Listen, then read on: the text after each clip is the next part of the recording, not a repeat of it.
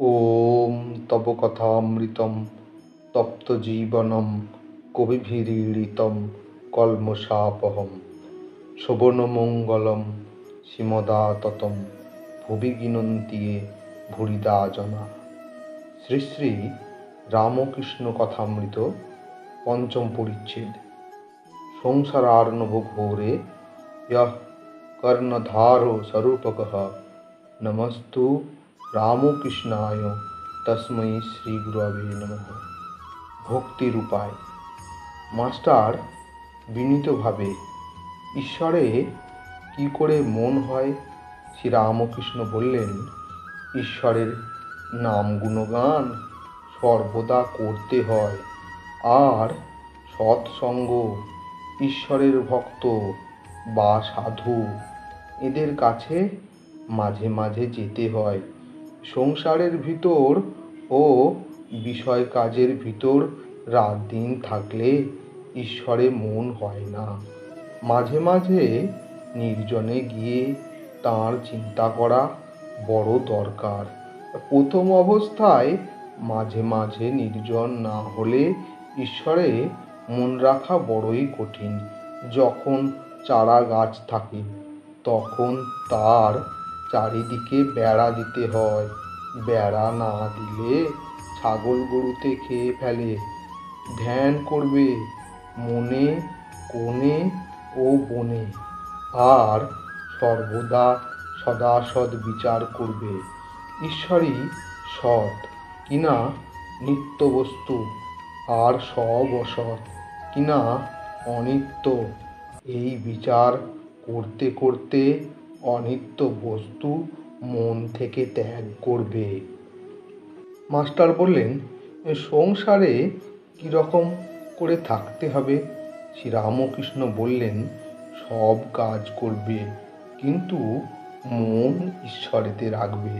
স্ত্রী, পুত্র, বাপ, মা সকলকে নিয়ে থাকবে ও সেবা করবে যেন কত আপনার লোক, কিন্তু মনে জানবে যে তারা তোমার কেউ নয়, বড় মানুষের বাড়ির দাসী, সব কাজ করছে, কিন্তু দেশে নিজের বাড়ির দিকে মন পড়ে আছে। আবার সে মনিবের ছেলেদের আপনার ছেলের মতো মানুষ করে, বলে আমার হরি, আমার রাম, কিন্তু মনে বেশ জানে এরা আমার কেউ নয়। কচ্ছপ জলে চড়ে বেড়ায়, কিন্তু তার মন কোথায় পড়ে আছে জানো? আড়ায় পড়ে আছে, যেখানে তার ডিমগুলি আছে। সংসারের সব কর্ম করবে, কিন্তু ঈশ্বরে মন ফেলে রাখবে। ঈশ্বরে ভক্তি লাভ না করে যদি সংসার করতে যাও, তাহলে আরও জড়িয়ে পড়বে। বিপদ, শোক, তাপ এসবে অধৈর্য হয়ে যাবে, আর যত বিষয় চিন্তা করবে ততই আসক্তি বাড়বে। তেল হাতে মেখে তবে কাঁঠাল ভাঙতে হয়, তা না হলে হাতে আঠা জড়িয়ে যায়। ঈশ্বরে ভক্তিরূপ তেল লাভ করে তবে সংসারের কাজে হাত দিতে হয়। কিন্তু এই ভক্তি লাভ করতে হলে নির্জন হওয়া চাই। মাখন তুলতে গেলে নির্জনে দই পাততে হয়। দইকে নাড়ানাড়ি করলে দই বসে না। তারপর নির্জনে বসে সব কাজ ফেলে দই মন্থন করতে হয়, তবে মাখন তোলা যায়।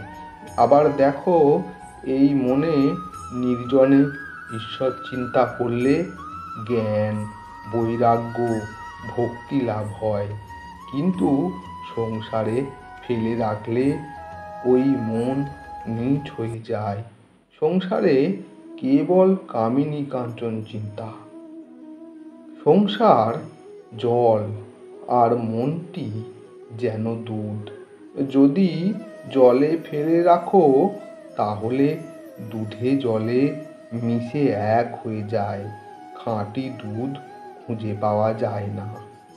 দইকে দুধ পেতে মাখন তুলে যদি জলে রাখা যায় তাহলে ভাসে।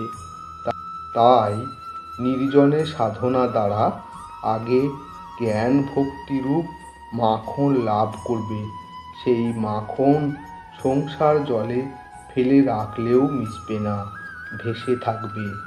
সঙ্গে সঙ্গে বিচার করা খুব দরকার।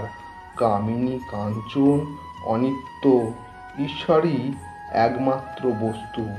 টাকায় কি হয়? ভাত হয়, ডাল হয়, কাপড় হয়, থাকবার জায়গা হয়, এই পর্যন্ত। ভগবান লাভ হয় না। তাই টাকা জীবনের উদ্দেশ্য হতে পারে না। এর নাম বিচার। বুঝেছ মাস্টার? আগে হাঁ, প্রবোধচন্দ্রোদয় নাটক আমি সম্প্রতি পড়েছি, তাতে আছে বস্তু বিচার। শ্রীরামকৃষ্ণ: হাঁ, বস্তু বিচার। এই দেখো, টাকাতেই বা কি আছে, আর সুন্দর দেহেই বা কি আছে? বিচার করো, সুন্দরীর দেহতেও কেবল হাড়, মাংস, চর্বি, মল মূত্র এই সব আছে। এই সব বস্তুতে মানুষ ঈশ্বরকে ছেড়ে কেন মন দেয়, কেন ঈশ্বরকে ভুলে যায়?